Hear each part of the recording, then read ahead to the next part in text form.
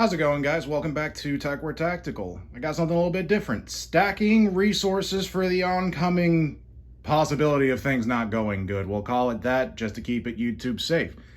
I am a little bit of a collector. I've actually done a previous video of one of my other collectibles that I recently picked up, but I have a lot of other things that are both collectible and things that are not so collectible. I just like having stuff around. Not only if anyone drops by my house, I can be a gracious host, excuse me. I like just having them on hand because they're useful for a lot of different things. So no, I'm probably not going to kill this in one night, but you know what? I might cut myself. I might have other problems. Internal, external, mental, you never know. So it's nice to have something on hand.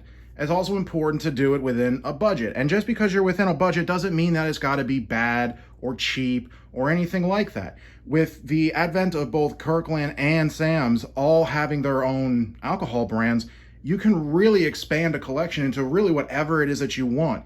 You know your area best of what people drink. For instance, Japanese whiskey probably isn't going to be very big in, say, I don't know, the middle of nowhere, Ohio. There's probably not going to be a very big demand for it. There's probably going to be a lot of demand for just a Maker's Mark branded whiskey, a Tennessee type whiskey, and there's definitely different parts that you can get that will definitely match whatever budget you can. You don't have to go out and buy a $40 bottle of Maker's. You can definitely stack a $20 bottle of vodka and call it good, unless you're a drinker.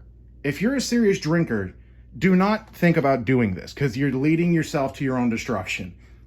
It's easy to fall into having a problem. A lot of people can tell you that, and they're right. The best thing that you can do is stack something that you are pretty sure is going to be a resource that you yourself aren't going to abuse in any way. I'm a cigarette smoker. It's hard for me to keep cigarettes in the house because I'm probably going to go through them faster than I normally would because I know that I have extra. So don't stack it if you're going to abuse it. And that should just be a pretty decent rule at all. If it's something that you have a problem with, don't bother. You're just going to end up wasting your money. Plus, I know I have a decent amount of self-control. I know that since I'm not a drinker, I can drop, maybe $20, $30 on this shopping trip just to have something back in the storage and not have to worry about it because I know that can be sitting there for months, maybe even a year without me touching it without a problem. 2 years, even more so. I've had a few of these bottles for probably 2-3 years now. I've had them. I got a great deal on them. I've even given them as gifts to people. It's fantastic to have around. It's something that a lot of people in modern society find to have a nice comfort. And you know what? That's not a bad thing as long as it doesn't turn into a problem. And be within your budget. That Jefferson Ocean right there, $70. That's close to what the other collectible I had on this channel. If you want, go ahead and look back on there.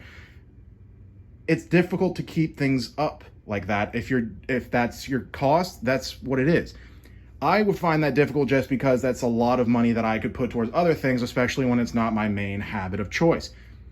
For $70, I can buy an entire carton of cigarettes that will last me for probably a week. It's just a better parking of my money, no matter how temporary, to do it that way.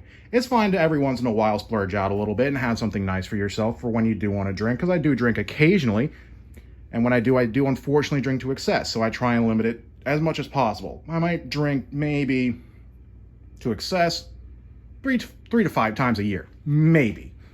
Generally, it's closer to 3 than 5.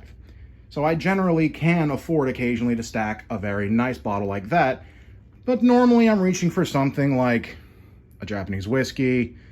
This was a gift. This is never going to be opened. It's sheerly for memes.